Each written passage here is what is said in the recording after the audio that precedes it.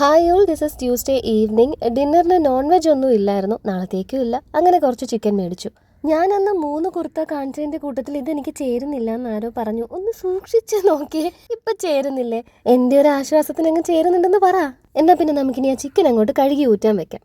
ഒന്ന് വെള്ളമൊക്കെ വാർന്ന് വന്നാലേ അരപ്പ് പുരട്ടി വെക്കാൻ പറ്റത്തുള്ളൂ. ചിക്കൻ മുഴുവൻ മാരിനേറ്റ് ചെയ്ത് കഴിഞ്ഞാൽ അത് ബോക്സസിലാക്കി ഫ്രിഡ്ജിൽ വെക്കാനായിട്ട് ഞാൻ അന്ന് മേടിച്ച ചെറിയ പാത്രങ്ങളില്ലേ, അതുപോലത്തെ തന്നെ വലിയ 4 ഓർഡർ ചെയ്തിട്ടുണ്ടായിരുന്നു. പക്ഷേ ഇതിൻ്റെ ലിഡിന് നല്ല വ്യത്യാസമുണ്ട്. നല്ല എയർ ടൈറ്റ് ആയിട്ട് ഇരിക്കും. നന്നായിട്ട് പുഷ് ചെയ്തിട്ട് വേണം ഈ ക്ലിപ്പ് ഇടാനായിട്ട്. Which makes this perfect for storing non veg. ഫ്രിഡ്ജിൻ്റെ കറക്റ്റ് പ്രശ്നം എന്താണെന്ന് വെച്ചാൽ, ഫ്രീസർ നന്നായിട്ട് കൂളായി കഴിഞ്ഞാൽ ഐസ് വന്ന് ബ്ലോക്ക് ആയിട്ട് താഴെ കൂളിംഗ് ആവില്ല. ഫ്രിഡ്ജ് ഒരു ദിവസം ഓഫ് ചെയ്തിട്ട് കഴിഞ്ഞാൽ നെക്സ്റ്റ് ഡേ ഇതെല്ലാം ഒന്നുകൂടെ വർക്ക് ചെയ്യും. പക്ഷേ ഇങ്ങനെ നമുക്ക് ഈ ഫ്രിഡ്ജ് അങ്ങനെ വർക്ക് ചെയ്യിപ്പിക്കാൻ പറ്റത്തില്ലല്ലോ. അതുകൊണ്ട് തന്നെ ഞാൻ ഫ്ലിപ്കാർട്ടിൽ ഒരു ഫ്രിഡ്ജ് ഓർഡർ ചെയ്തിട്ടുണ്ട്. അത് 12-ാം തീയതിയോ മറ്റോ വരും എന്നാണ് സൈറ്റിൽ കാണിക്കുന്നത്. ആവശ്യത്തിന് ഉപ്പും, ഇരുന്ന ജിഞ്ചർ ഗാർലിക് പേസ്റ്റും, മഞ്ഞപ്പൊടിയും, കുറച്ച് മുളക് പൊടിയും, ഗരം മസാലയും, പെപ്പർ പൗഡറും, കാശ്മീരി മുളക് പൊടിയും ഒക്കെ ചേർത്ത് ചിക്കൻ നന്നായിട്ട് ഞാൻ മാരിനേറ്റ് ചെയ്തെടുത്തു. ഇന്നിപ്പോൾ ഡിന്നറിന് ഞാൻ ചെറിയൊരു സെമി ഗ്രേവി ടൈപ്പിലാണ് ചിക്കൻ ഫ്രൈ ചെയ്തെടുക്കാൻ പോകുന്നത്. ബാക്കിയൊക്കെ ബിരിയാണിക്കും മന്തിക്കും ഒക്കെ ആയിട്ട് ഫ്രിഡ്ജിലേക്ക് പോകും. ഈ വൈറ്റ് ടൈലിൽ എന്തെങ്കിലും വീണാൽ പാട് വീഴുന്നുണ്ടോ, കറ വീഴുന്നുണ്ടോ എന്നൊക്കെ എനിക്ക് മെസ്സേജസ് വരുന്നുണ്ടായിരുന്നു ഇൻസ്റ്റയിലും FBയിലും ഒക്കെ.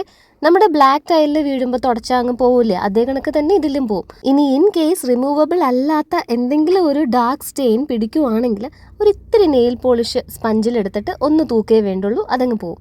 Nothing in life comes four free. എല്ലാത്തിനും ഒരു കോസ്റ്റ് എവിടെയെങ്കിലും ഉണ്ടാവും. വൈറ്റ് ടൈല് വേണമെന്നുണ്ടെങ്കിൽ കുറച്ച് കഷ്ടപ്പെട്ട് അത് മെയിൻറ്റെയിൻ ചെയ്യാനും നമുക്ക് പറ്റണം.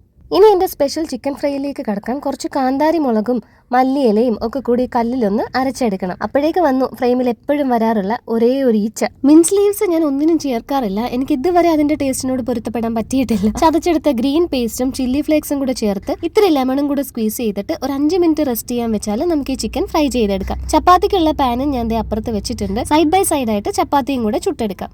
ഡയറക്റ്റ് ആയിട്ട് ചപ്പാത്തി ഫ്ലെയിമിൽ വെക്കരുത് എന്നൊക്കെ പലതവണ കമന്റ്സ് ഉണ്ടായിരുന്നു. അതങ്ങനെ ഒരുപാട് നേരം വെച്ചാലാണ് പ്രശ്നം. നമ്മളൊന്ന് ജസ്റ്റ് ഒന്ന് പൊള്ളിച്ചെടുക്കുന്നതല്ലേ ഉള്ളൂ, അത്ര നേരം അതിന്റെ മീതെ തന്നെ വെക്കുന്നില്ലല്ലോ. ഇനി എൻ്റെ ഉഡായ്പ പരിപാടികളിലേക്ക്. ഫ്രൈ ചെയ്ത ചിക്കനെ 4 ഭാഗത്തോട്ടും മാറ്റി കുറച്ച് tomato sauce, soya sauce, chilli flakes, അല്പം ഹണിയും കൂടെ ചേർത്ത് ഒന്ന് മിക്സ് ചെയ്തെടുക്കാം. അപ്പോൾ ചപ്പാത്തിക്ക് കഴിക്കാൻ പറ്റിയ ഒരു സെമി ഗ്രേവി പരുവത്തിനായിരിക്കും ഇത് കിട്ടുന്നത്. കൂടെ ഇത്തിരി റോ സാലഡും മയണൈസും കൂടെ. കള്ളംകാവൽ മൂവിക്ക് 12:45 ഷോയ്ക്ക് ടിക്കറ്റ് എടുത്തിട്ടുണ്ട്. പിള്ളേരെ അമ്മ അങ്ങ് കൊണ്ടുപോയി.